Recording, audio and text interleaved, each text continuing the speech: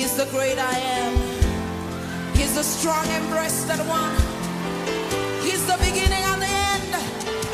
The everlasting Father, the Prince of Peace. Let's worship Him.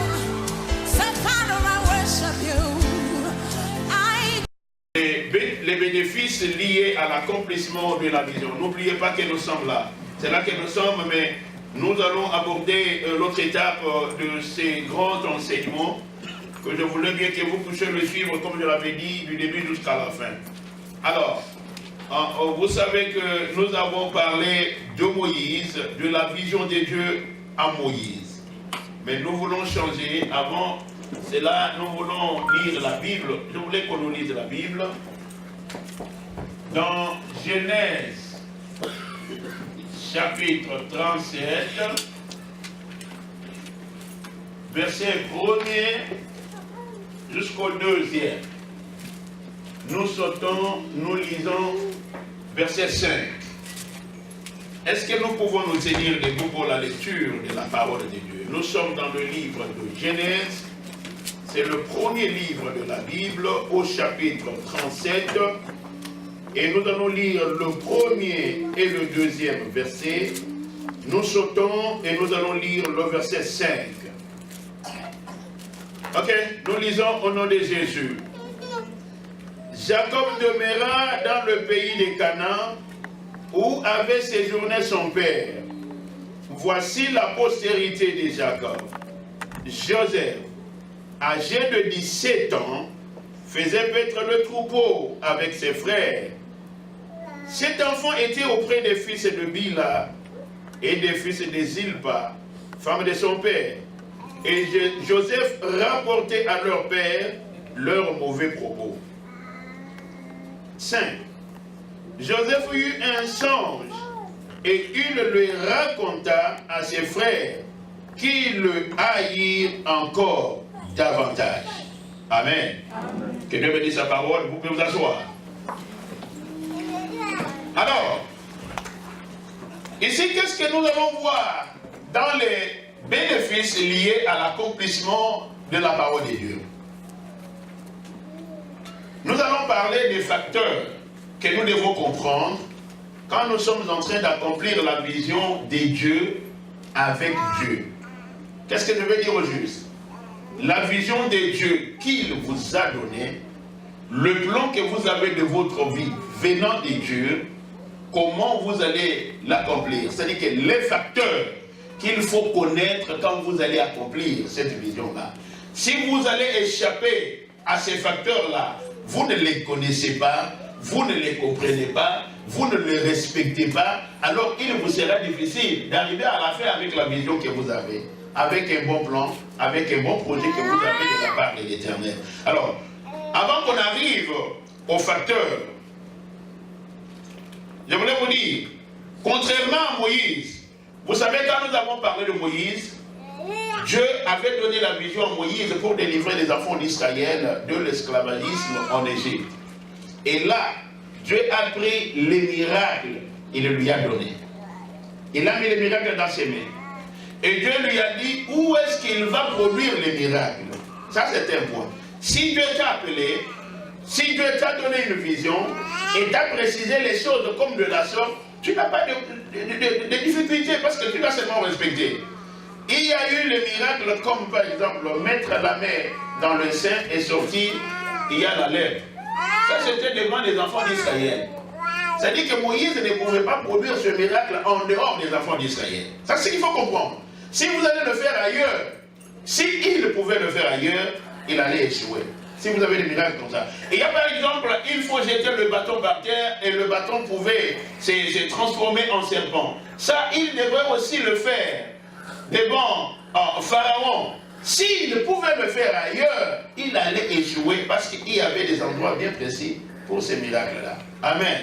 Alors, c'est vous dire, contrairement à Moïse, quand Dieu a donné une vision à Joseph, c'était tout à fait différent. Comprenez que la vision que vous avez, le projet, le plan que vous avez, le rêve que vous avez, n'est pas le même rêve avec celui qui est à vos côtés. Amen. C'est pourquoi il ne faut pas le copier. Il ne faut pas chercher à faire comme lui fait, parce que vous êtes d'abord deux personnes différentes et vous avez eu la vision d'une manière différente. Amen. Alors, vous allez comprendre facilement que Joseph, pour Joseph, cela n'était pas le cas comme Moïse. Ce jeune homme de 17 ans, lui qui paissait le troupeau avec son père, il n'était pas chômeur quand Dieu lui avait donné une vision. Il avait un travail, mais Dieu lui a donné une vision. À 17 ans. Bien, mais s'il faut faire le calcul, pendant qu'ils sont en train de préparer cet enseignement, je suis allé pour connaître à quel âge Joseph a eu la responsabilité en Égypte. Vous savez à quel âge? 37 ans? Non. Allez bien voir. Quand il a commencé à parcourir l'Égypte, quand on lui a donné la responsabilité, il avait 30 ans. Amen. À 30 ans, à 17 ans, Dieu lui a parlé. Je voulais d'abord faire une parenthèse ici. Je ne sais pas quel âge avez-vous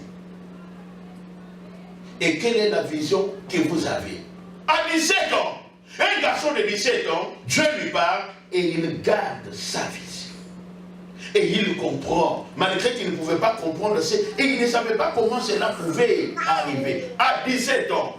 Mais je peux voir très mal, vous avez 17 ans, 18 ans, 20 ans, 30 ans, 40 ans, 50 ans comme moi, mais sans vision claire de votre vie. Et vous n'avez pas l'idée même de ce que vous allez devenir demain. Vous ne savez pas même pour vous, qu'est-ce que sera votre famille. Vous n'avez rien alors dans votre vie. Je voulais que vous puissiez encore revoir votre vie. Quelle est la vision que vous avez? Qu'est-ce que Dieu vous a dit dans votre vie? Qu'est-ce que vous allez devenir dans votre vie? Amen. Amen. Un garçon de 17 ans. Alors, voilà le problème que ce garçon de 17 ans, bien sûr, très jeune, il était encore mineur. Si nous allons revoir dans notre vie actuelle, c'est-à-dire qu'il était mineur, mais Dieu lui a parlé. Vous êtes encore mineur, croyez que Dieu aussi peut vous parler. Amen.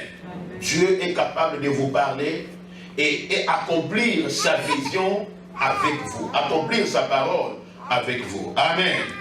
Alors, il y a quelque chose que Joseph a fait qui est de la manière que beaucoup de gens font aussi aujourd'hui, ou beaucoup de gens pensent. Il dit son songe, sa vision, son projet, son plan à ses frères, et ces derniers l'ont haï. C'est ça le plus grand problème que nous avons dans notre vie. Quand nous avons une vision, nous avons un projet que nous devons faire dans la vie. Et nous allons propager cela partout et nous disons à tout le monde. C'est ça le mal. C'est ça le mal. C'est ça le mal. Vous n'êtes pas obligé de dire à vos amis toute la vision que vous avez eue dans votre vie.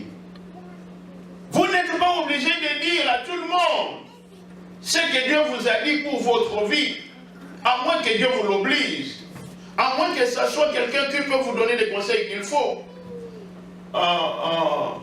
Vous savez, quand nous, on a voulu venir même ici aux États-Unis, ça a été une surprise pour beaucoup de gens.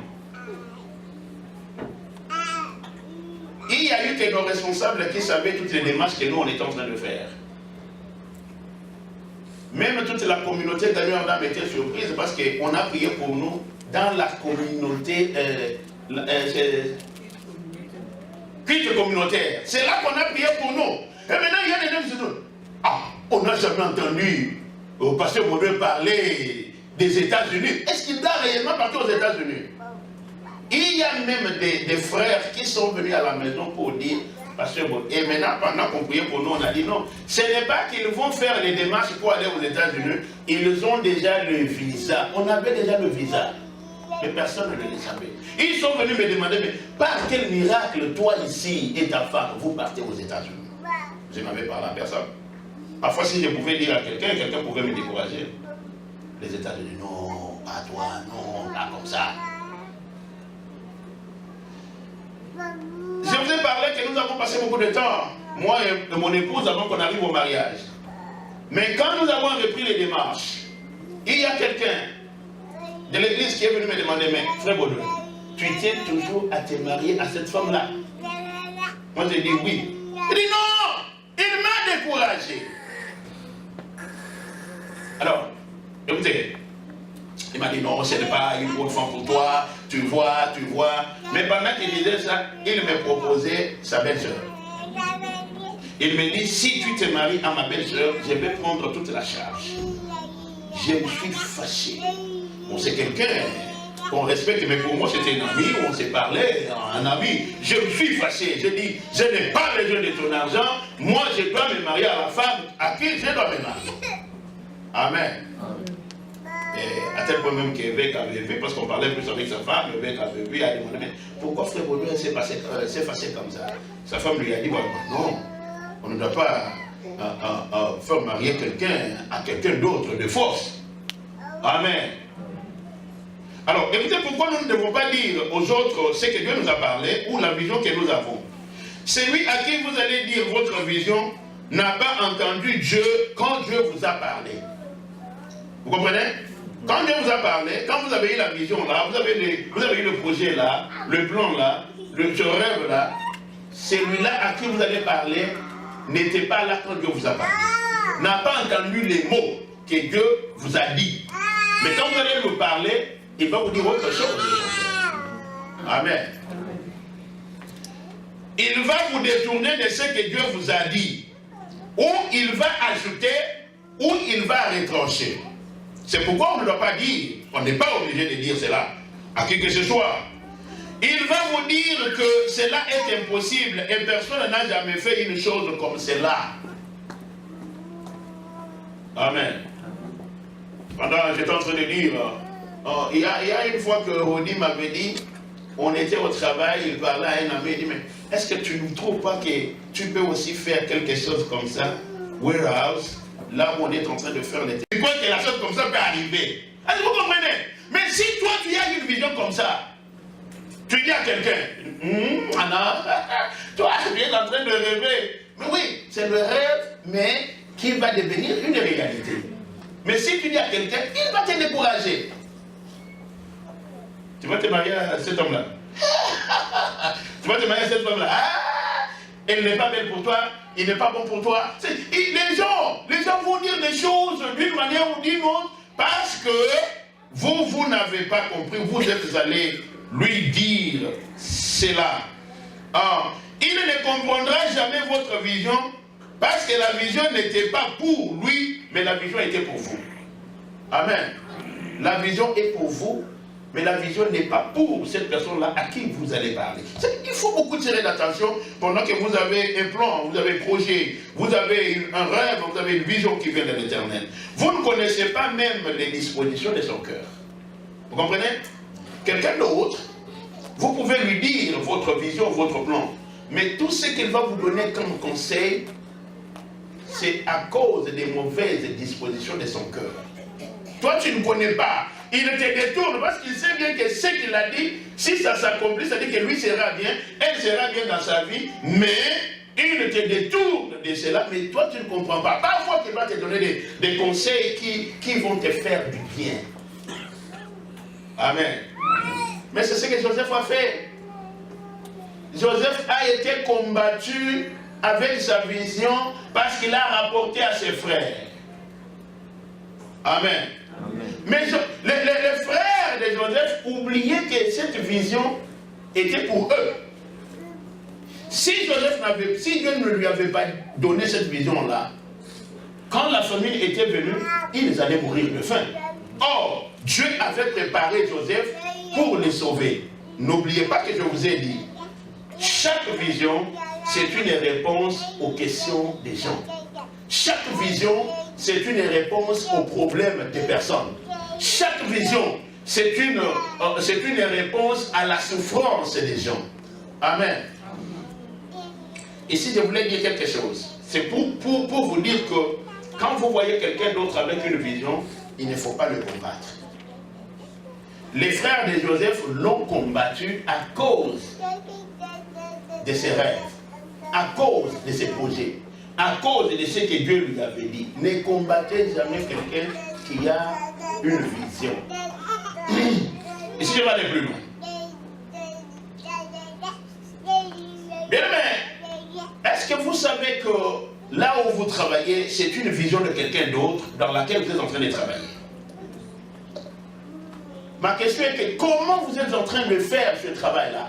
Soyez honnête, soyez sincère de ce que vous êtes en train de faire dans la vision de quelqu'un d'autre.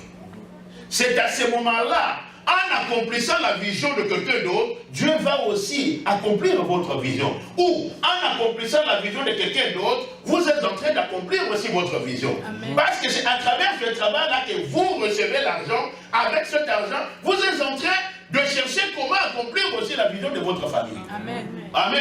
Amen. C'est pourquoi il ne faut pas combattre quelqu'un d'autre. Il ne faut pas combattre votre travail. Soyez sincères et soyez honnêtes. N'allez pas au travail en retard. Et faites ce qu'on vous demande de faire au travail. Amen. Amen. Oh, bien aimé, il faut que vous compreniez. Faites ce qu'on vous demande au travail. Voyons les choses qu'ils sont en train de faire. Nous allons dans le supermarché que nous avons ici. Vous prenez une marchandise dans le rayon des aliments et vous allez vous tourner. Je n'ai pas besoin de ça et vous allez déposer là où on vend les habits. Est-ce que vous comprenez? Oh non, ils ont des travailleurs. Vous êtes en train de combattre cette vision-là.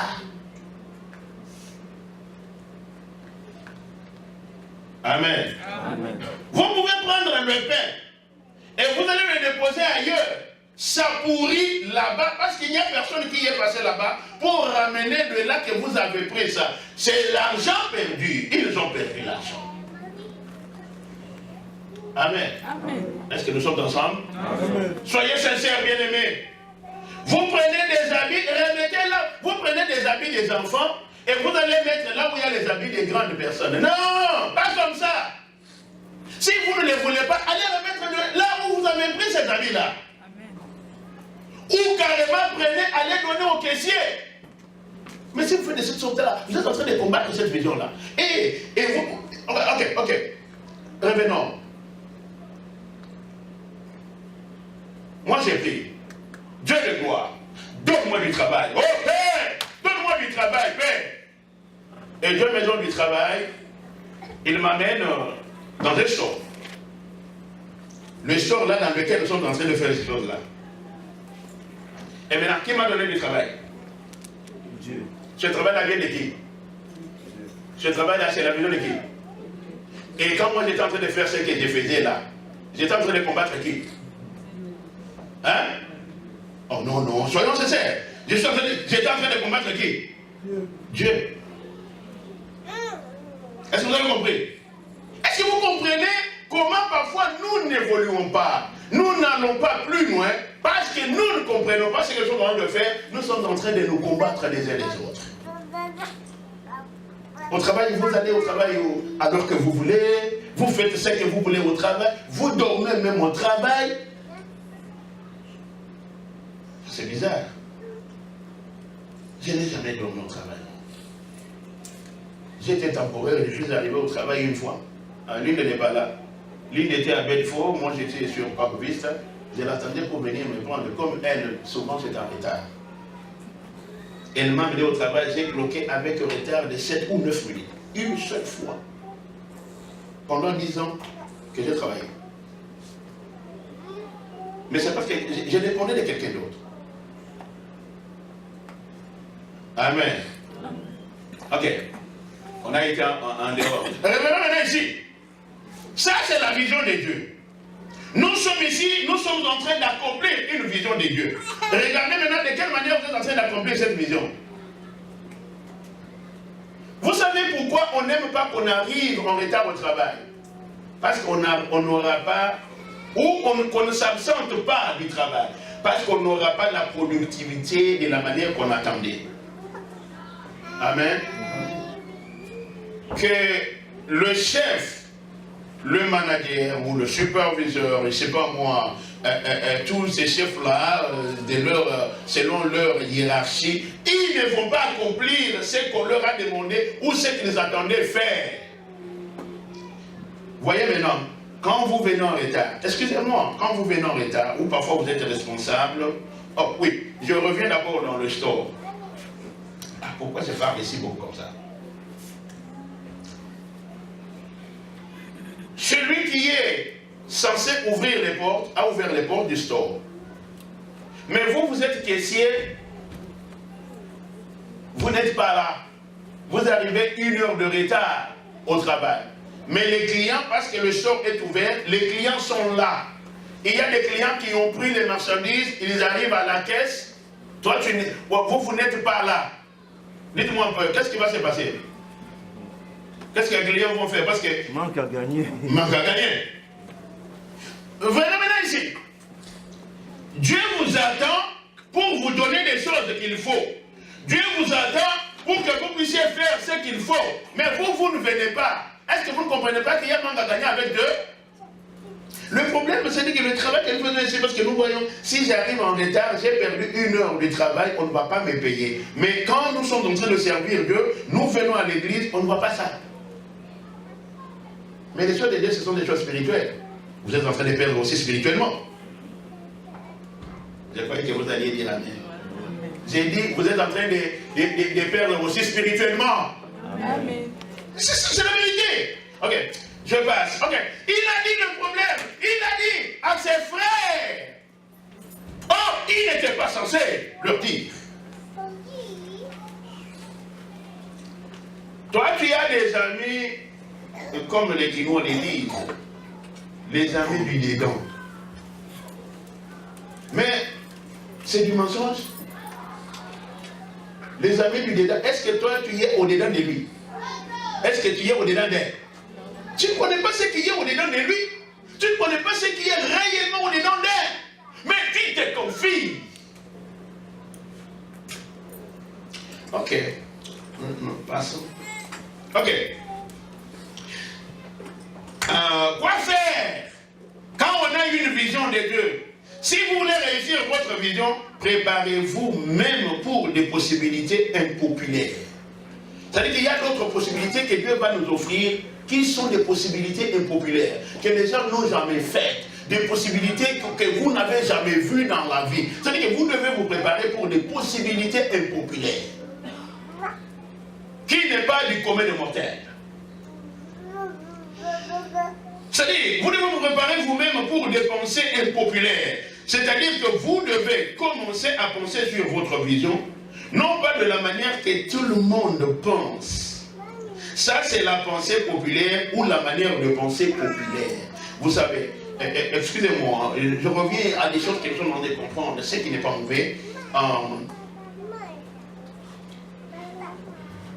Quand vous avez une vision, il ne faut pas toujours penser de la manière que tout le monde pense. Je vais d'abord dire quelle est la manière que tout le monde pense dans ce que je vais dire.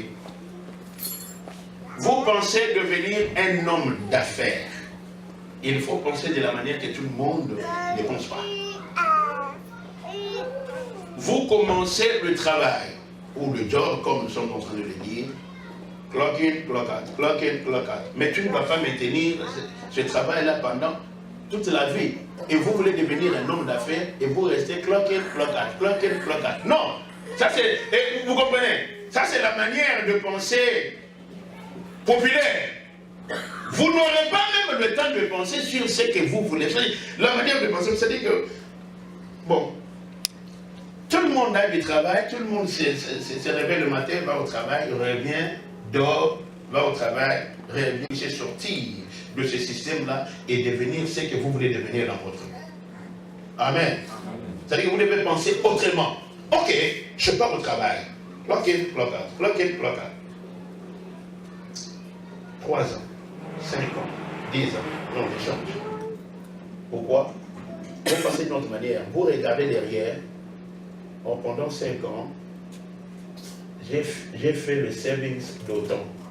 J'ai commencé quelque chose. Je sais, j'ai entendu déjà beaucoup de gens qui disent, aux États-Unis, on ne peut pas commencer les affaires, il y a beaucoup de taxes, il y a ceci, il y a cela. Mais il y a toujours des gens qui ont des business ici. Mais comment vous pouvez penser d'une manière populaire? Oh non, et on ne peut pas réussir des affaires aux États-Unis, et vous savez, il faut aller au Congo. Mais vous allez pensez beaucoup aller au Congo, parfois vous n'aurez pas le temps d'y rentrer. Pendant que vous avez une grande vision. Dieu vous attend seulement. Ok. C'est comme je l'avais dit. Chaque long voyage commence par le premier pas. Mais comprenez que tout premier pas garde toujours les personnes sur la même place. Est-ce que vous m'avez compris? J'ai dit, chaque long voyage commence par le premier pas. Mais, chaque premier pas mettrait toujours les personnes à la même place. Pourquoi? Parce qu'on ne veut pas commencer le premier pas. Je vais commencer demain. Je vais commencer demain. Je vais commencer demain. Je vais commencer demain. Je vais commencer demain. Mais tu es toujours sur place. 5 ans, 10 ans, 20 ans. Je vais commencer demain. Je vais commencer demain. Je vais commencer demain. Je vais commencer demain. Non, il faut vous révolutionner. Il faut penser non pas comme tout le monde. Il ne faut pas voir la pensée populaire. Il faut changer les choses. Amen. Oh, je suis en train de vous dire des choses. Hein. Moi, vous n'écrivez pas. Oh, écrivez. Écrivez. Mais je vous dis, penser populaire, quelquefois, veut dire ne pas penser. C'est ça. Si vous êtes en train de penser populaire, c'est-à-dire que vous n'êtes pas en train de penser. Comment quelqu'un qui pense, mais reste toujours dans le système? Oh non, c'est difficile. Penser populaire donne un faux espoir. Oh non, mais je sais seulement qu'un jour Dieu va faire un miracle. Et vous allez voir les gens qui pensent comme ça, ils vont commencer à jouer la loterie. Les statistiques montrent qu'il n'y a qu'un seul pourcent des gens qui peuvent avoir la richesse par la loterie. Un seul pourcent. Vous savez, nous sommes à combien ici aux États-Unis? On est maintenant 370 millions. 370 millions de personnes de la population aux États-Unis. Un seul pourcent. Ça veut dire combien de personnes qui peuvent réussir? Un seul pourcentage des 12. Un seul pourcent. 3700 personnes qui peuvent gagner à la loterie. Et toi, tu veux te mettre aussi dans ces gens-là. Et tu y attends, c'est là, un faux espoir. Tu vas attendre beaucoup, rien ne va pas changer dans la vie. Il faut comprendre cela. Pensée populaire est trop lent pour embrasser et accepter le changement. Bien, mais quand vous pensez d'une manière populaire, c'est trop lent, tu es trop lent à avoir un changement dans votre vie.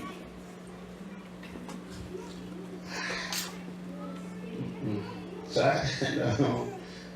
Trop lent. Il est difficile. Ok. En pensée populaire amène toujours des résultats moyens. Vous êtes toujours moyen, vous ne pouvez pas aller au-delà de la moyenne parce que vous êtes dans la pensée populaire. Si ce qui est populaire est ce qui est et ce qu'il faut faire dans la vie, parce que c'est une question que vous pouvez dire. Mais la manière que tout le monde pense là parfois, c'est ça ce qu'il fallait faire dans la vision que j'ai. Mais qu'est-ce que je dois faire? Oui. Si ce qui est populaire est ce qu'il faut, alors il faut savoir l'interroger avant de le suivre. Amen. Il faut interroger d'abord ce qui est populaire avant que vous puissiez suivre cela. C'est-à-dire penser avant de suivre. Apprécier cela d'une manière différente. Il ne faut pas apprécier d'une manière de tout le monde, ou comme tout le monde est en train de le faire. Et vous devez l'apprécier d'une manière différente. Et vous allez voir que ce sera une très bonne chose.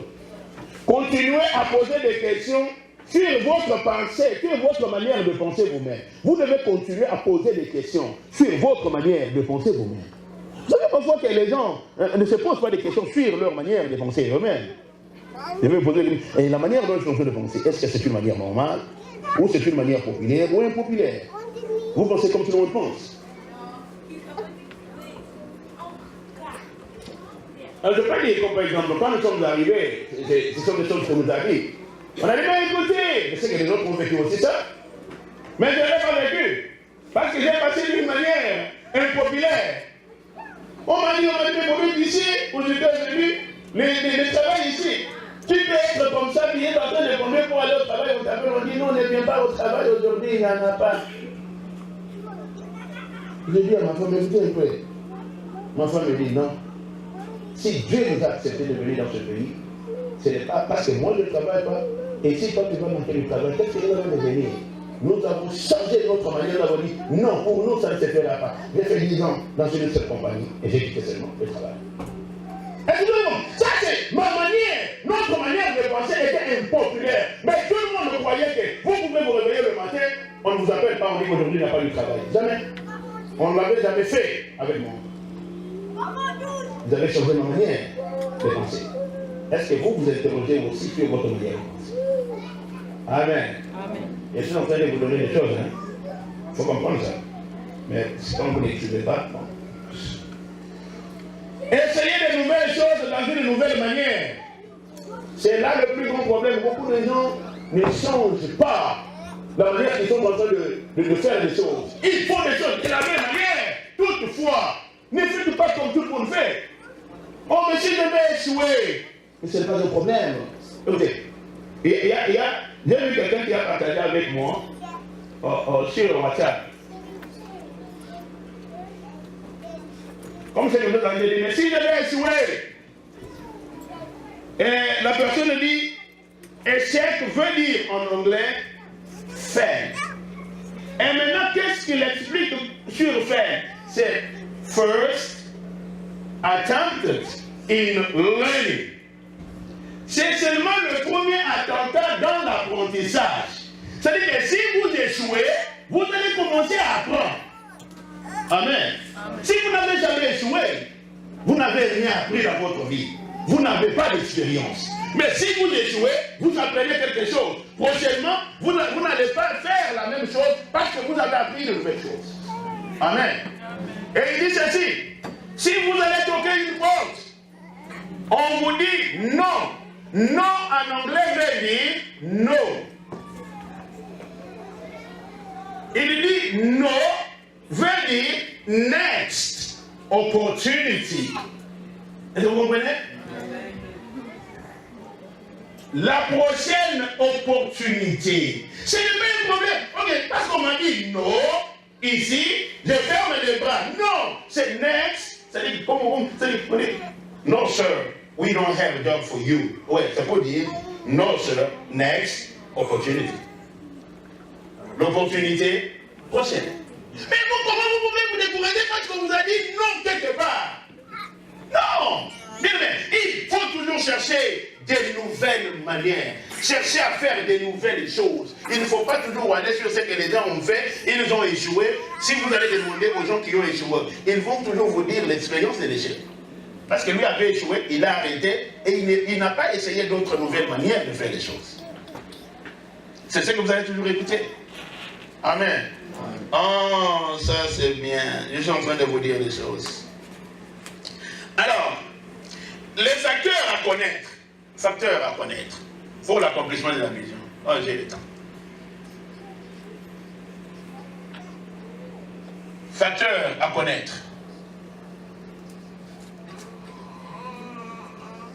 Pour accomplir la vision, facteurs à connaître. Il y a, dans l'accomplissement de la vision, il y a des facteurs qu'il faut connaître pour accomplir la vision et en jouir les bénéfices. Mais d'abord, avant de parler des facteurs, il faut comprendre que tout ce que nous venons de parler, cela forme un caractère.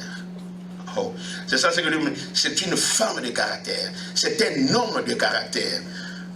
Vous allez voir qu'il y a des gens, il y a des femmes et des hommes qui n'ont pas de caractère, qui ne sont pas des hommes et des femmes de caractère. C'est-à-dire qu'ils n'ont pas de position dans leur vie. Mais écoutez un peu, le caractère est plus que parler. Le caractère est plus que parler. Quelqu'un peut dire qu'il est intègre. Quelqu'un peut dire qu'il est fort. Quelqu'un peut dire qu'il est fidèle. Quelqu'un peut dire, vous pouvez dire tout ce que vous pouvez dire, mais écoutez une chose. Vous pouvez dire tout ce que vous pouvez dire, mais vous êtes ceci, vous êtes cela. Mais les actes sont des vrais indicateurs du caractère. Amen.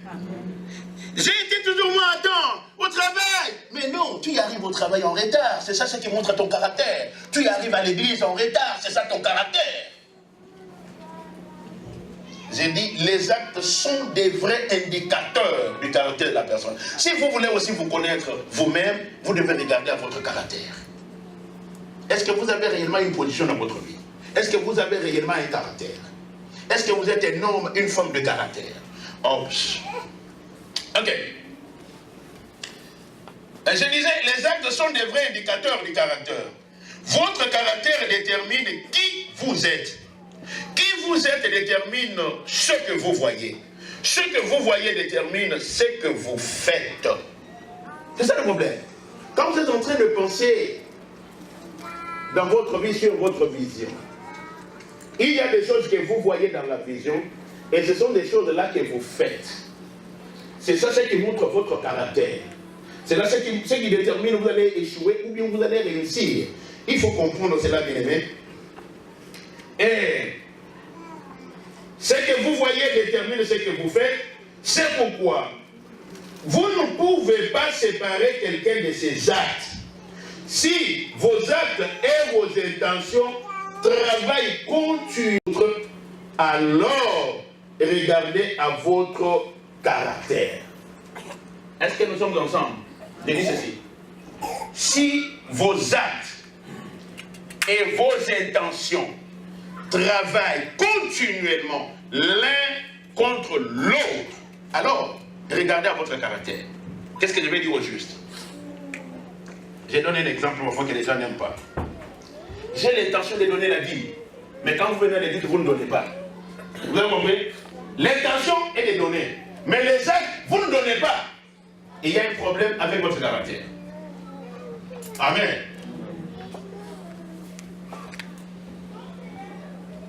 J'ai pris que je ne vais pas tomber dans l'impudicité. Mais vous trouvez que demain, une femme que vous avez toujours poursuivi, un homme qui vous a toujours poursuivi, vous arrivez et vous tombez. Vous dites, je ne vais pas tomber. Mais vous arrivez que vous avez tombé. Vous avez un problème avec votre caractère. Vous avez parlé une chose et vous avez fait une autre différente. Vous avez un problème avec votre caractère. Amen. Amen. C'est ça le problème. C'est comme ça que vous devez comprendre. Si continuellement vos intentions et vos actes travaillent l'un l'autre contre, alors vous avez un problème avec votre caractère. Il faut revoir le caractère. Alors vous allez voir. Oh, il nous a amené plus loin comme ça. Pourquoi? Nous sommes en train de parler de vision de Joseph. Oui, nous sommes là, nous allons y revenir. Ne vous en faites pas. Amen. Excusez que je termine ici. Alors, écoutez, le caractère c'est quoi? Et je suis allé lui demander monsieur Le Larousse. Il m'a dit ceci. Le caractère, c'est une manière habituelle de réagir propre à chaque personne. Votre manière habituelle de réagir à des situations, aux problèmes, à la souffrance, c'est ça ce qu'on appelle caractère. Amen. Ok. C'est une personnalité. Caractère, c'est un signe distinctif. Caractère, c'est un signe particulier pour reconnaître quelqu'un. On ne le reconnaît pas, sa personnalité, par son caractère. Amen. Voyez-vous dans ce que nous sommes en train de dire, où est-ce que vous êtes? Oui, nous sommes là. Ok, je voulais dire ceci. Comprenons cela avec le caractère. Le christianisme n'est pas quelque chose qu'on met sur soi et que l'on peut enlever quand on veut, mais c'est ce que nous sommes. C'est un style de vie. Amen. Le chrétien n'est pas lumière de l'Église, mais le chrétien est lumière du monde. Amen. Le chrétien n'est pas le sel de l'Église, mais le chrétien est le sel de la terre. Amen. Allez voir Matthieu chapitre 5, verset 13 au 16e. Vous allez voir cela. Le chrétien n'est pas chrétien seulement quand il est à l'église. Vous savez, quand nous sommes ici à l'église, tout le monde est saint. Quand nous sortons, quand nous allons ailleurs, est-ce que nous continuons à être saints? Est-ce que nous continuons à être lumière pour les autres? Vous savez, chaque fois qu'on est lumière, dans le ténèbre, tout le monde aura besoin de suivre la lumière. Amen. Si vous êtes lumière, pas seulement l'église, même ailleurs, les gens vont commencer à vous suivre sans vous réfléchir. C'est ce que je voulais seulement vous dire. Bien aimé, seulement utilisons ces petits principes ici.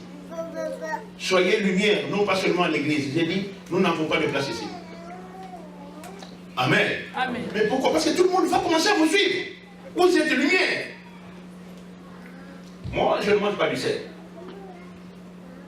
Quand on le met un tout petit peu, chez moi on connaît, hein, même si on utilise plus les épices avec du sel, directement dès que je mets dans ma bouche, je sens que... Comment vous avez mis du sel ici? C'est-à-dire que le sel donne du goût aux aliments. Est-ce que vous donnez du goût aux vies d'autres personnes? Est-ce que vous donnez du goût? Si vous pouviez donner du goût dans la vie d'autres personnes, ces gens-là allaient vous suivre facilement. Mais pourquoi nous avons des problèmes à l'église? Parce que vous êtes seuls seulement ici. Mais le chrétien n'est pas seul de l'église, il est seul de la terre. Vous n'êtes pas lumière de l'église, vous êtes lumière du monde. Le monde doit voir votre lumière et le monde doit vous suivre. Amen. Vous savez qu'il y a beaucoup de gens qui ne vont pas plus loin dans leur vision, dans leur projet, dans ce qu'ils sont en train d'entreprendre, parce qu'ils ne sont pas lumière.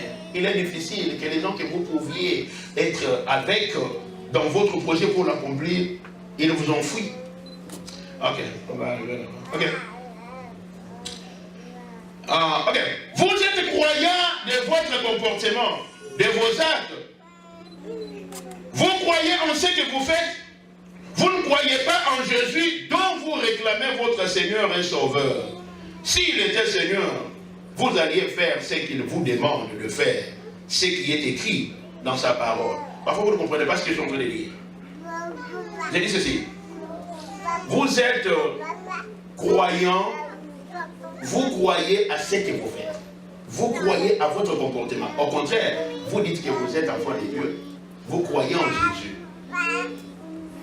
Amen. Je donne un exemple que beaucoup de gens ne comprennent pas ou n'aiment pas. La parole de Dieu, Jésus dit ceci. Priez sans cesse. Vous, en tant que croyant de Jésus, qu'est-ce que vous devez faire? Priez. Si vous ne priez pas, ça veut dire quoi? Est-ce que vous croyez à lui? Vous croyez en quoi? Ne pas prier. C'est ça que vous êtes. Donnez vos offrandes. Donnez vos dîmes. Ça, c'est ce que la parole de Dieu vous dit. Parce que vous êtes croyants de la parole. Mais quand vous ne donnez pas, vous croyez à la parole ou vous croyez à ce que vous faites. Je crois que moi, je ne peux pas donner. Je crois, j'ai fait ça. Parce que je crois à ne pas donner, je ne donne pas. Je crois à ce que j'ai fait. Vous comprenez? Chacun de nous, il est croyant de ce qu'il est en train de faire. Amen. Oh, ça c'est intéressant. Ok, excusez, comme ça, je vais passer. Ok, alors je vais parler, quand vous allez accomplir votre vision, il y a facteur temps qu'il faut comprendre. Il y a un temps pour toutes choses. Facteur temps. Il y a facteur temps. Il y a facteur milieu. Il y a facteur personne associée. Personne associée.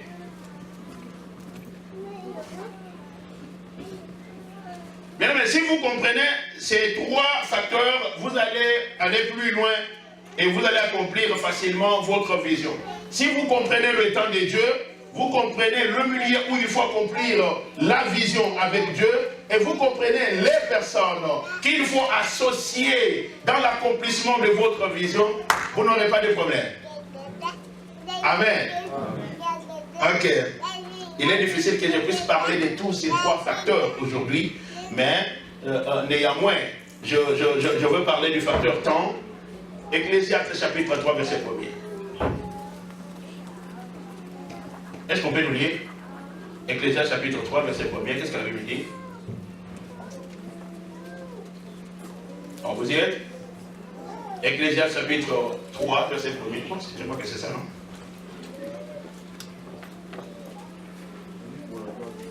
Il y a un temps pour tout, un temps pour toutes choses sous les cieux. Ok. Merci. Jusque-là, ça va. Amen. Alléluia. Est-ce que nous sommes ensemble? Oui. La Bible dit, il y a un temps, il y a un temps, il y a un temps pour toutes choses. Même pour votre vision, il y a un temps que votre vision doit s'accomplir. Amen. Il y a un temps que vous devez attendre. Il y a un temps que vous devez faire quelque chose pour votre vision. Il y a un temps que vous allez croiser les bras. Il y a un temps que la vision va s'accomplir. Si vous comprenez ça, parce que c'est ça le plus grand problème dans notre vie. Quand nous ne comprenons pas le temps de Dieu, là il y a un grand problème. Quand nous ne comprenons pas le temps de Dieu, nous avons un grand problème. Mais comment comprendre et discerner le temps de Dieu? C'est là la question parfois que vous allez me poser. Mais comment je peux comprendre le temps de Dieu? Comment je peux comprendre et discerner le temps de Dieu pour mon problème, pour mon projet? Vous allez voir avec ce que nous allons parler. 1. Quand nous arrivons à la fin de notre force, quand nous allons commencer à compter que sur lui et sur lui seul, c'est là le temps de Dieu. Amen. Est-ce que vous m'avez compris? Comment discerner le temps de Dieu? C'est quand vous allez compter, vous allez arriver au bout de vos forces, et quand vous allez commencer à compter sur lui et sur lui seul, sur Dieu bien sûr. Bien aimé, vous savez parfois ce qui m'a donné un caractère, une personnalité dans les choses de Dieu, c'est la souffrance. Pourquoi? Avec mon grand frère, je crois que je vous avais dit, on était fiancés, et il y a eu un problème qui est arrivé. Or, il était la seule personne sur laquelle on comptait dans la famille. Il m'a dit, ok, le bon c'était quoi? Il me payait les Minerval, j'étudiais, on a terminé, j'ai terminé les études, je ne lui ai pas fait rapport, j'ai fait rapport à sa femme ne lui a pas fait rapport, il y a eu un problème. On s'est tiré. Il m'a dit ceci, ok, tu es fiancé, on va voir. Qui va donner la dot? Oh là, j'ai eu des paniques. C'est par là que je suis parti pour chercher afin de me marier. Alors, il était la seule personne sur qui moi je comptais.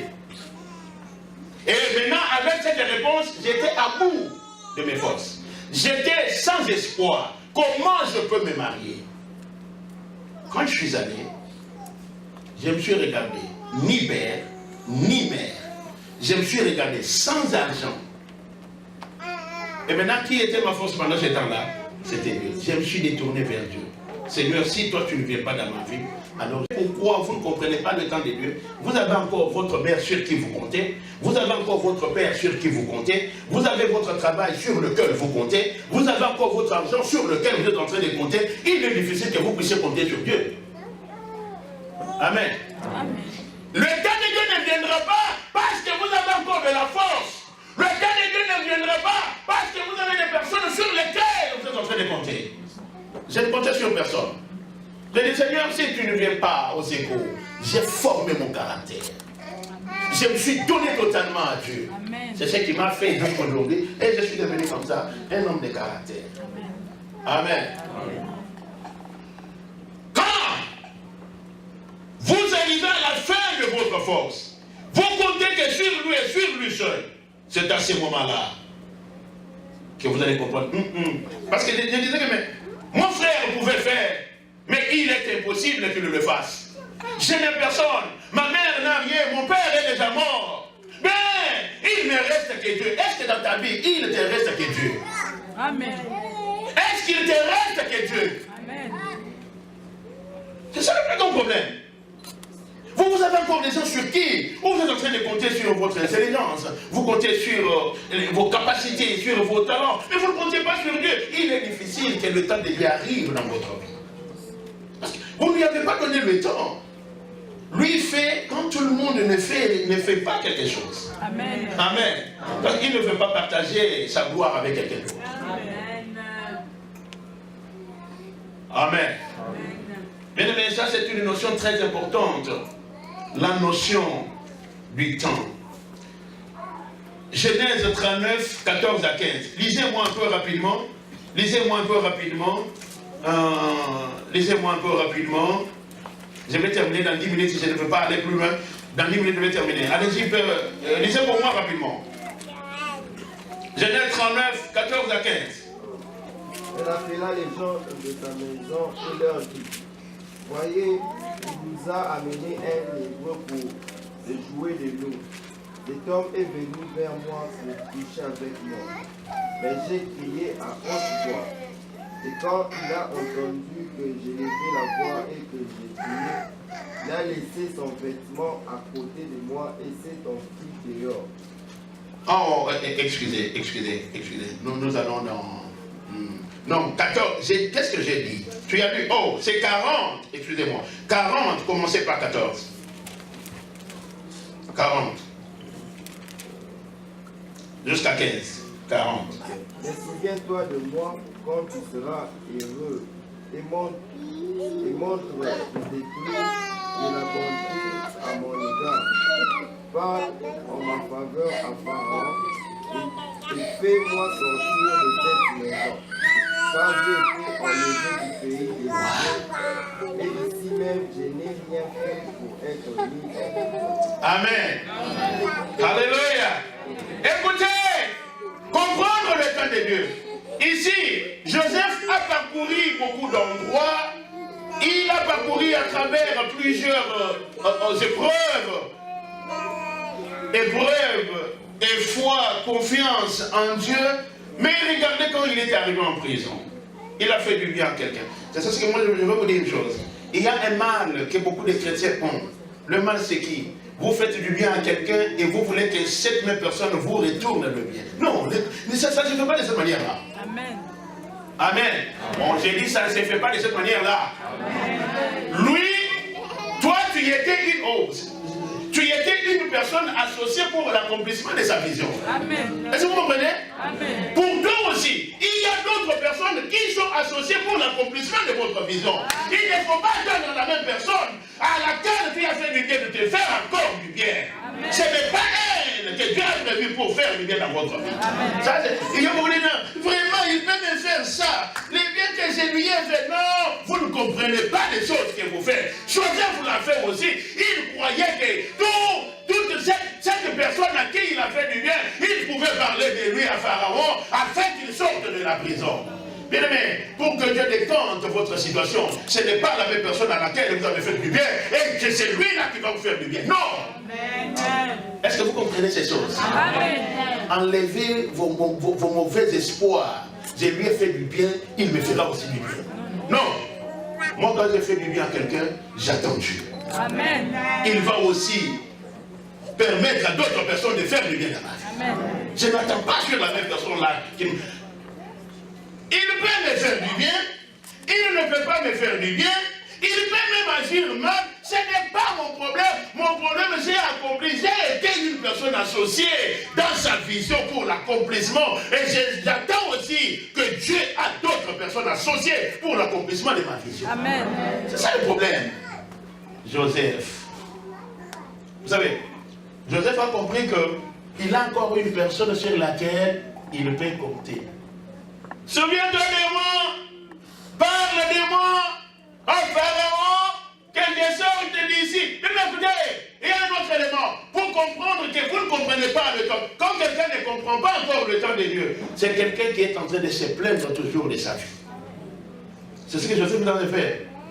Vous savez, ici même où je suis arrivé, je n'ai rien fait. Bien aimé, vous allez vous expliquer devant les gens, ils ne vous comprendront jamais. Amen. Vous allez vous plaindre, il n'y aura rien qui va changer. D'ailleurs, ici même dans la prison, ici, je n'ai rien fait. Moi, je viens de Canaan là-bas, je suis hébreu. Je n'ai rien fait, on m'a mis en prison inutilement. Bien aimé, que ça soit inutile, que ça soit avec utilité, bien aimé, vous n'avez pas à vous plaindre. Vous n'avez pas à compter sur les personnes, vous devez compter que sur Dieu. Amen. Amen. Écoutez, il s'était plaint, il a parlé à la personne est allée. Est-ce que la personne s'était souvenue de lui? Non. Mais qu'est-ce qu'on doit faire pendant le temps comme ça? Pendant le temps comme ça, parce que vous avez une vision, vous avez un don, vous devez être attaché à votre don, à votre ministère, à votre fonction, à votre travail que Dieu vous a donné. Continuez à le faire, parce que c'est votre don qui va parler de vous, et non pas les personnes qui vont parler de vous. Amen. Amen. Amen. Écoutez, la personne là, quand il y a eu le temps de Dieu, Joseph était dans l'espoir. Il ne savait pas ce qui pouvait venir. Il y a eu une délivrance surprise que lui ne pouvait pas comprendre. Amen. Amen. C'est pendant ce temps-là, il ne s'était pas souvenu de Joseph. De quoi il s'était souvenu? D'interprétation, du don, du ministère, du travail. Oh, je connais quelqu'un en prison, il a le don d'interprétation des choses. Amen. Alléluia. Et c'est pourquoi quand je suis en train de servir Dieu, Dieu sait. Là, on est en train de se souvenir de moi. Qu'est-ce qu'il faut? Vous voulez envoyer l'argent là-bas sur la terre. Mais il y a quelqu'un qui a le don de prêcher. Il y a quelqu'un qui a le ministère d'amener les âmes à Christ. Donne-lui l'argent parce qu'il va le faire bien. Amen. Amen. C'est le don qui a fait qu'on se souvienne de Joseph. Allez me chercher, dit. On est allé le chercher. Amen. Ok. C'est pourquoi je disais, ça tu voulais, on est allé le chercher. Tu voulais entrer dans mon message. Alléluia. Ok. Lisez-moi un peu rapidement. Genèse 18, 10 à 13. Ok. Je veux parler que de ça. On va partir. Alors, on va continuer. Je ne vais pas vous embrouiller. On va continuer. Genèse 18. L'un d'entre eux dit. Écoutez. L'un d'entre eux dit. Je reviendrai vers toi à cette même époque. Et voici. Sarah, ta femme, aura un fils. Waouh! Sarah écoutait à l'entrée de la tente qui était derrière lui. Et qu'est-ce qu'elle a fait? Abraham et Sarah étaient vieux, avancés en âge. Et Sarah ne pouvait plus espérer. Il n'y avait pas d'espoir. Elle rit en elle-même. Waouh! Maintenant que je suis vieille, aurais-je encore des désirs? Ouais! Mon Seigneur est vieux. L'Éternel dit à Abraham, pourquoi donc Sarah a-t-elle ri en disant, est-ce que vraiment j'aurai des enfants, moi qui suis vieille? Wow! Y a-t-il rien qui soit étonnant de la part de l'Éternel? Merci, jusque-là ça va. Amen. Il y a quelque chose que je voulais vous parler là-bas. Écoutez, un homme vieux, sa femme vieille, mais Dieu avait parlé. Bien aimé, vous avez un message, vous avez une parole qui vient de l'Éternel. Vous avez un projet, vous avez une vision, vous avez un rêve, vous avez un plan que vous voulez accomplir dans votre vie. Écoutez, quand Dieu est venu visiter Abraham a fait ce qui était dans son pouvoir. Il a donné à manger à ces gens-là. Vous savez, quand il voulait, quand il ne voulait pas manger, vous savez ce qu'Abraham a dit? C'est pour manger que vous êtes passé par chez moi. Waouh! Si vous pouvez venir chez moi, je vous donne à manger. Vous dites, non, je ne mange pas. Je dis, mais c'est pour cela que vous êtes venu chez moi. Qu'est-ce que vous pouvez dire? Il est orgueilleux. Il croit que depuis que j'ai grandi jusqu'ici, c'est toujours le fou de sa maison qui m'a fait comme ça. Et il ne me verra plus encore chez lui. Mais écoutez, Abraham dit, mais c'est pour cela que vous êtes passé par chez moi. C'est comme s'ils étaient passés pour manger. Il dit, c'est pour manger que vous êtes passé par chez moi. Alors, j'ai toujours dit ça, j'ai toujours ceci. La nourriture, le foufou, fait pareil. Amen. Dites Amen. Amen. Vous savez, je peux venir chez vous. Quelqu'un d'autre peut venir chez moi. S'il n'a pas mangé, il ne vous dit rien. Mais dès que vous lui donnez quelque chose à manger, je finis. D'ailleurs, vous savez, ce jour-là, on était avec elle. Mais toi, tu as été toujours la bonne personne. Pourquoi il a mangé? Même Dieu, quand vous lui donnez quelque chose, C'est pourquoi même quand Noé avait offert une offrande à Dieu, Dieu n'a pas dit qu'il avait la lobby.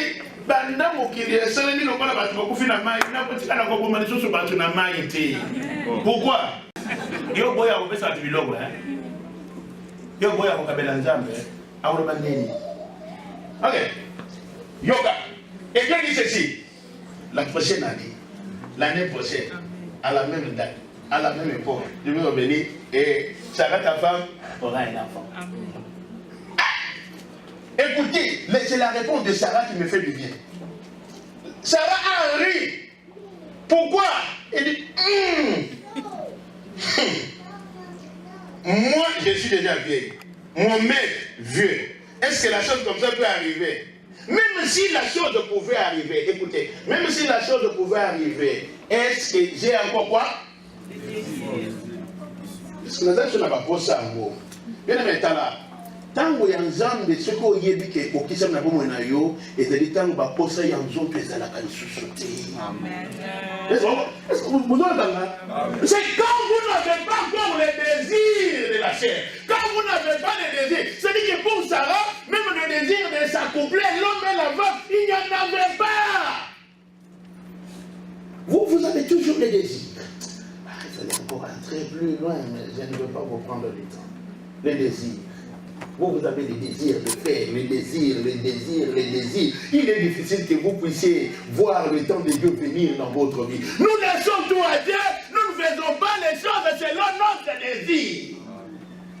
Quand vous n'avez pas les désirs, ça c'est le temps de Dieu. C'est pourquoi je vous ai dit, je suis arrivé à ce que je suis aujourd'hui. Quand je suis resté, je n'avais pas encore d'autres désirs. Moi, j'ai dit, mais c'est fini. Je me voyais aussi dans ma vie, j'ai dit, c'est fini, je n'irai pas loin, je ne sais pas quoi faire. Il y a seulement que Dieu, à qui je laisse toute ma vie. Et ce Dieu-là m'a mené dans ce pays ici. J'arrive, ouf! Et j'arrive, je dis, waouh! Dieu, ça c'est toi. Toi, tu m'as fait des choses comme ça. Et j'arrive dans ce pays. Moi, t'abandonner. Non, je ne peux pas t'abandonner. Malgré ma souffrance, je serai avec toi. Je vais te servir. Amen. Est-ce que vous avez encore des désirs? Et vous attendez, vous voulez connaître le temps de Dieu. Vous avez encore des désirs? Non. Laissez tes désirs, laissez le temps à Dieu, et vous allez voir ce que Dieu va faire. Amen. Je voulais que nous puissions prier. Que chacun de nous élève la voix. Selon que vous avez écouté de ce message, que Dieu vous parle, que vous puissiez discerner le temps de Dieu dans votre plan, que vous pouvez discerner le temps de Dieu dans votre projet, dans votre rôle, dans votre vision, et que Dieu vienne intervenir. Et les bonnes voix, prions ensemble au nom de Jésus-Christ.